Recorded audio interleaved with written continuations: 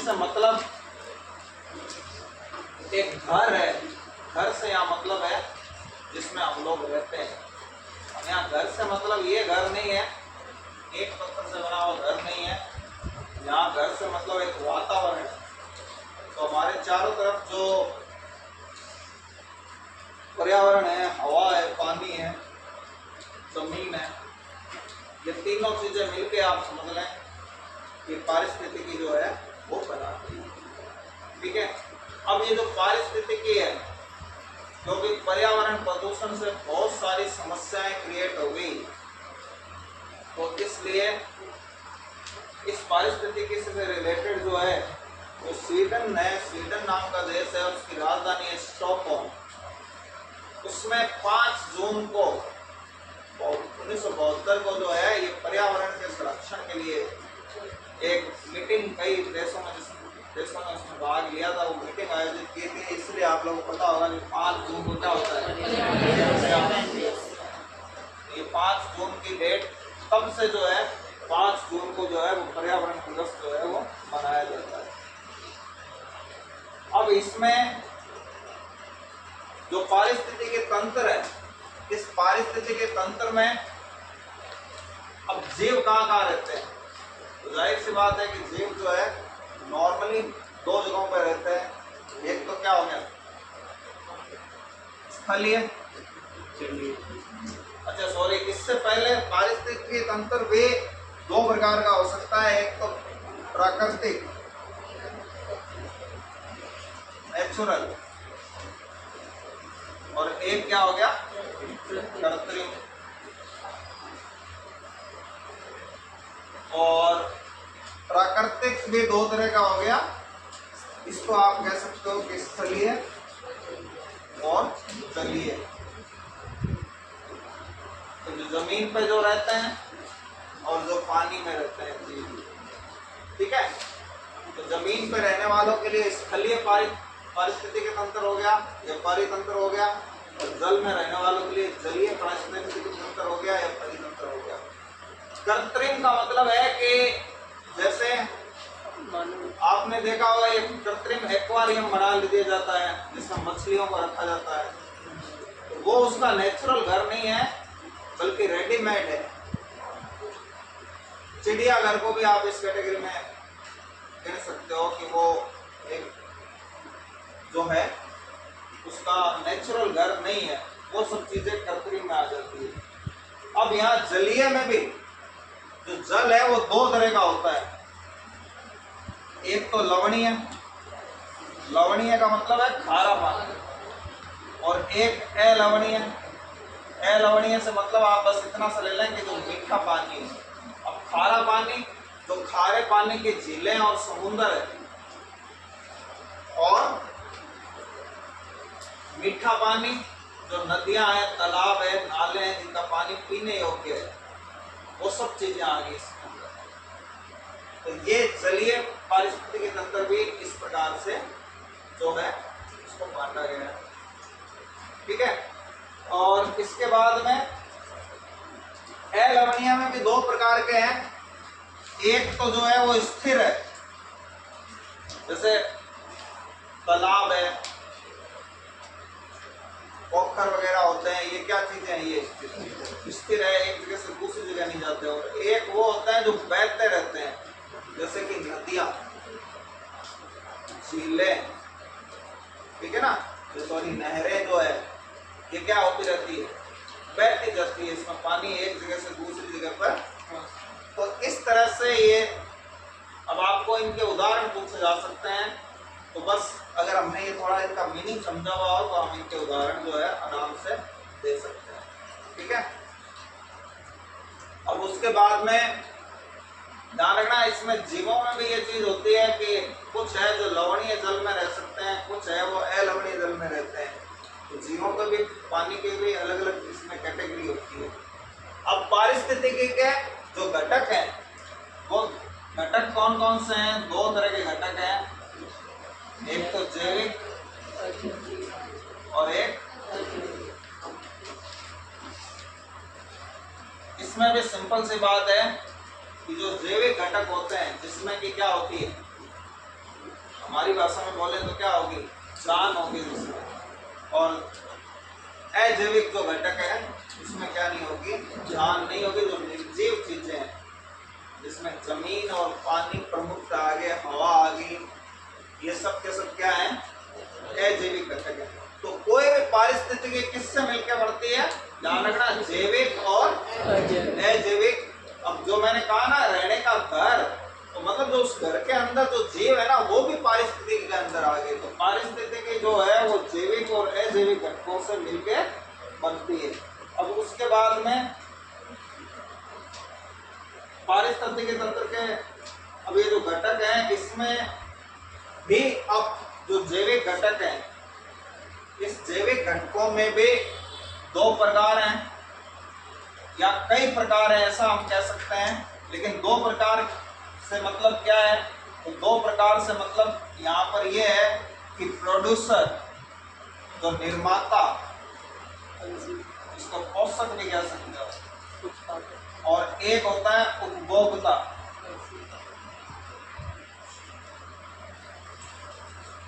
ठीक है ना। तो पोषक का क्या मतलब है, जो कोई चीज बनाता है, प्रोड्यूस करता है, और उपभोक्ता जो उसको यूज करता है, जो उसका उपयोग करता है। तो ध्यान रखना, जितनी भी वनस्पति है वो वनस्पति क्या है, ध्यान रखना, प्रकृति के अंदर अपना भोजन खुद बनाने की जो क्षमता है वो सिर्फ किसके अंदर है, पेड़ पौधों के अंदर है, वनस्पति के अंदर है। और वनस्पति में भी जो हरे पादप होते हैं वो अपना भोजन खुद बनाते हैं, और खुद बनाते हैं, और खुद बनाने की वजह से, ठीक है ना, और कोई भी जो है वो अपना भोजन खुद नहीं बना सकता है। और पेड़ पौधों के अलावा बाकी जितने भी होते हैं वो सब के सब क्या है, उपभोक्ता है, उनको प्रोड्यूसर कहते हैं। और बाकी जो है उपभोक्ता यानी कि कंज्यूमर, जो उसका यूज करने वाला। अब यहाँ पर कहने का मतलब यह है कि कोई भी हो, उपभोक्ता कोई सा भी हो, वो डायरेक्ट या इनडायरेक्ट इस प्रोड्यूसर पे निर्भर होता है। ठीक है ना, पेड़ पौधों पे निर्भर होता है, अगर इसको इजीली बोला जाए तो पेड़ पौधों को निर्भर होता है। इस हिसाब से ये उपभोक्ता, फिर कई प्रकार के उपभोक्ताओं को कई भागों में डिवाइड किया जाता है। सबसे पहले होता है प्राथमिक उपभोक्ता, जो प्राइमरी कंज्यूमर जो होते हैं। तो प्राथमिक उपभोक्ता क्या है, जो शुद्ध शाकाहारी जीव है। ये बस आपको इनके मतलब ये समझने हैं, बाकी आप पढ़ोगे तो इसको समझ में आ जाएगा ये क्या कह रहा है। थोड़ी बहुत जो हेडिंग है उसका, प्राथमिक उपभोक्ता से मतलब है शाकाहारी, जो शुद्ध शाकाहारी है, जो डायरेक्ट पेड़ पौधों को खाते हैं, वो क्या हो गए, प्राथमिक उपभोक्ता हो गए। जैसे कि ये गाय, भैंस, बकरी, हिरण, ये जो शाकाहारी जितने भी जीव हैं और भी हैं, ये क्या हो गए, ये प्राथमिक उपभोक्ता हो गए। जैसे चूहा, ये भी, या कीड़े भी आ सकते हैं इसके अंतर्गत। ठीक है। फिर अब दूसरे जो हैं, जो पेड़ पौधों को नहीं खाते, जो मांसाहारी हैं, तो जो मांसाहारी हैं वो इन शाकाहारियों को खाते हैं। तो वो डायरेक्ट तो इस पे निर्भर नहीं है, इसके ऊपर पोषक पे डायरेक्ट तो निर्भर नहीं है, पेड़ पौधों पे, वनस्पति पे डायरेक्ट तो निर्भर नहीं है, लेकिन इनडायरेक्ट पे निर्भर है। तो जो मांसाहारी है, अब वो मांसाहारी क्या हो जाएंगे, द्वितीयक उपभोक्ता हो जाएंगे।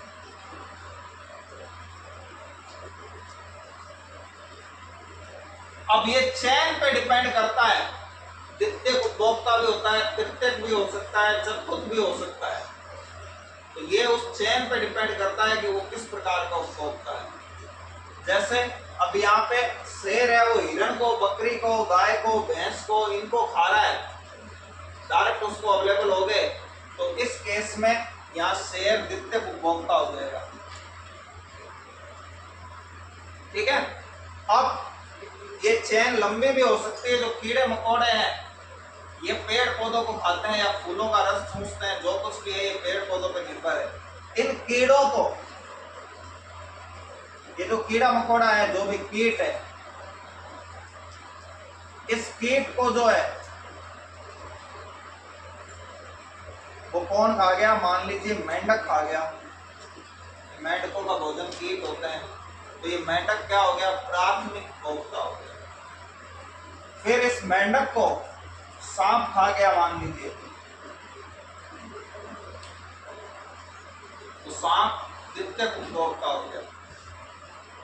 फिर जो बाज होता है या दूसरा कोई अगर सांप को खाता है, नेवला भी हो सकता है यहाँ, हालांकि नेवले का भोजन नहीं होता, लेकिन बाज के बाज है या मोर है, ये सांप को खा गया, ये क्या हो गया? द्वितीय उपभोक्ता हो गया। इस प्रकार से अलग अलग आगे भी चेंज हो सकती है, वो इसमें आपको पूछ लिया जाएगा, बड़ी इजी सी बात हो जाती है। तो इस प्रकार से उपभोक्ता कई प्रकार के होते हैं, तो जो डायरेक्ट निर्भर होते हैं या फिर इनडायरेक्टली इसके ऊपर निर्भर होते हैं। ठीक है। अब इसके बाद में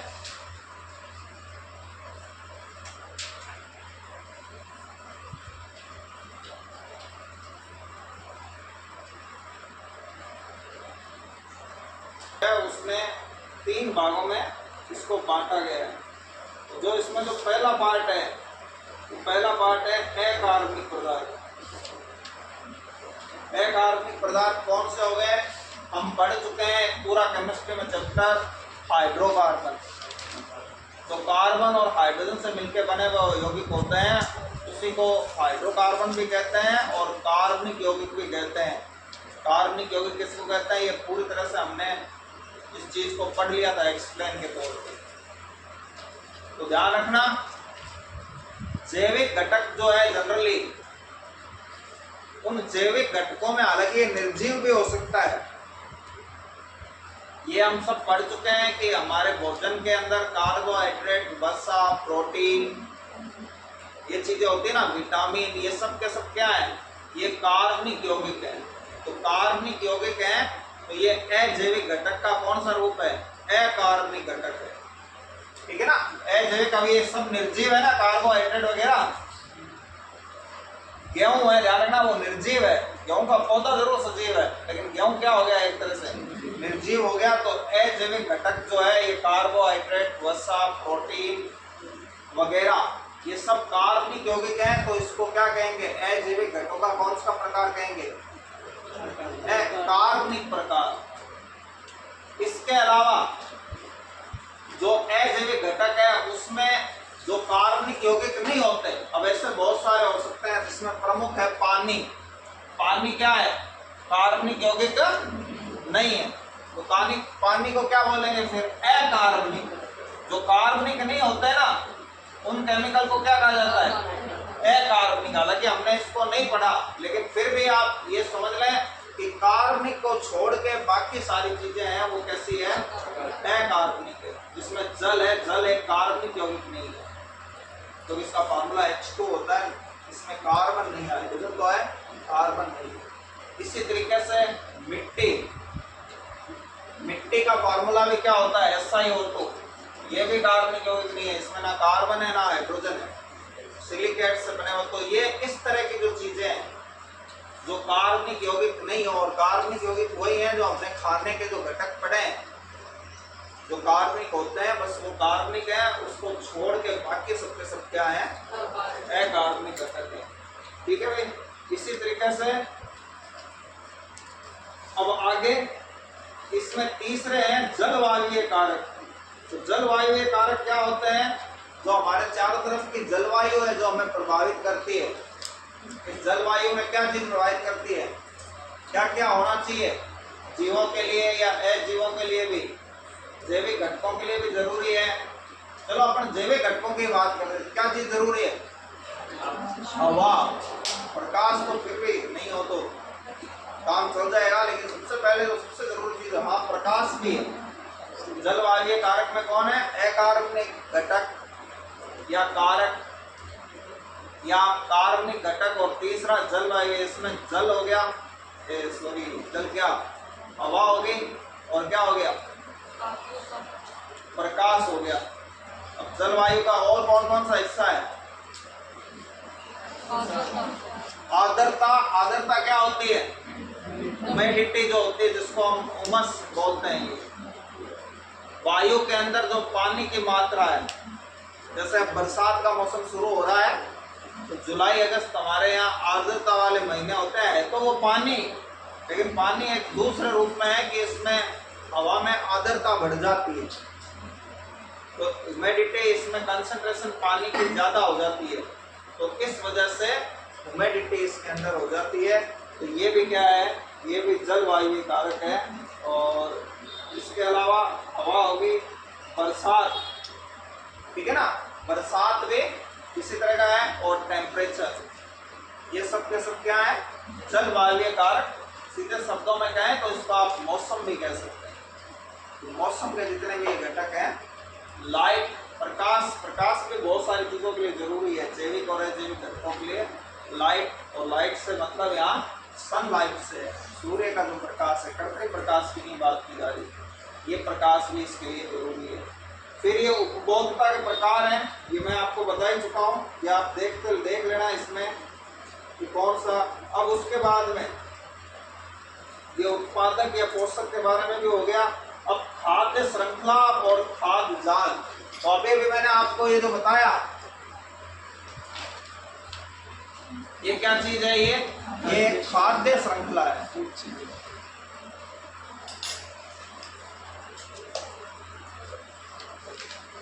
जो किससे?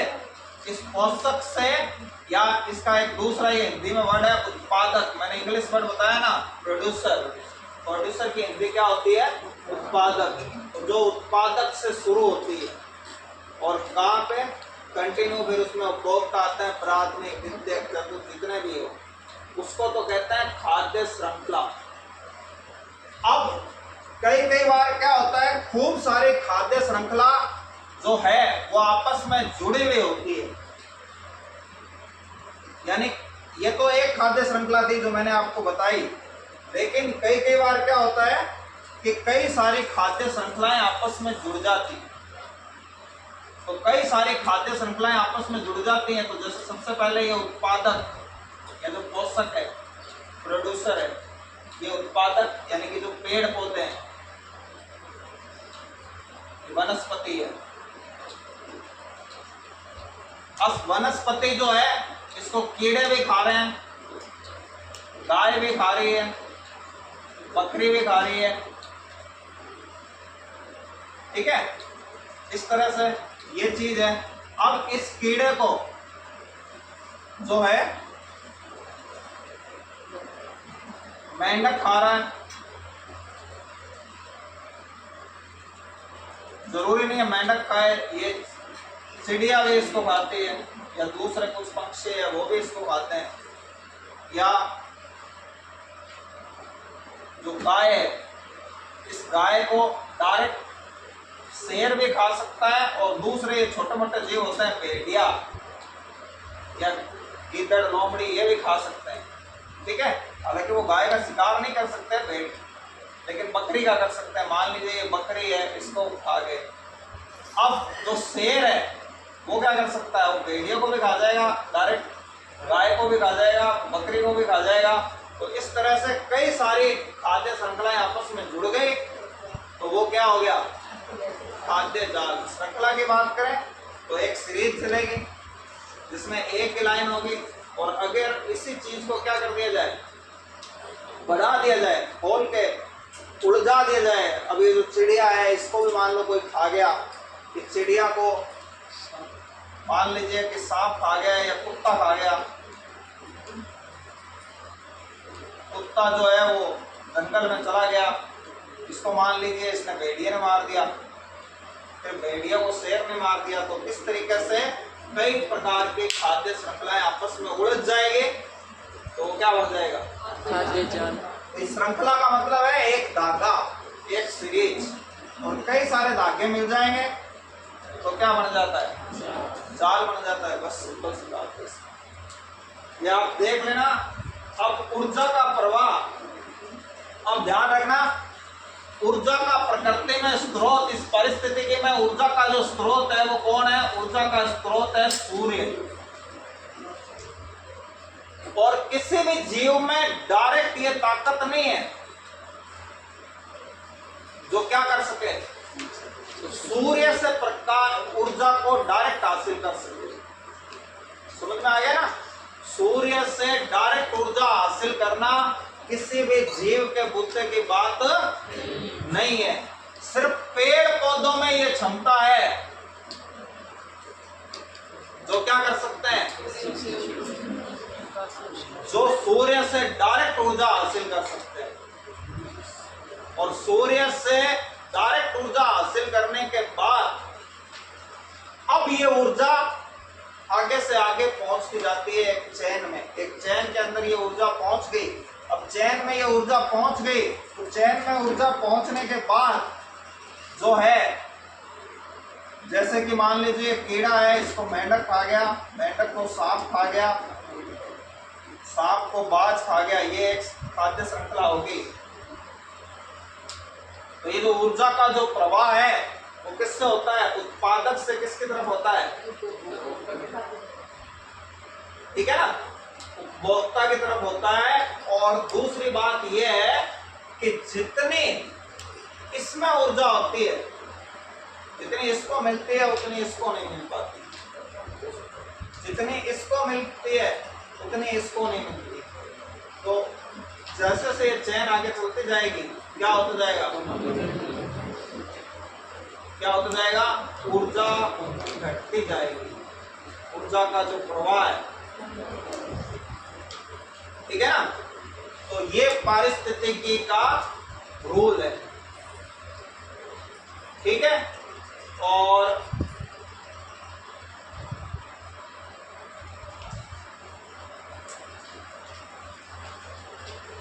ये आप लोगों को जो है ऊर्जा प्रवाह वगैरह जो है इसके बारे में अब यहाँ तक आप ये जो 2 पेज हैं इसकी रीडिंग लगा लेना ऊर्जा प्रवाह तक। उसके बाद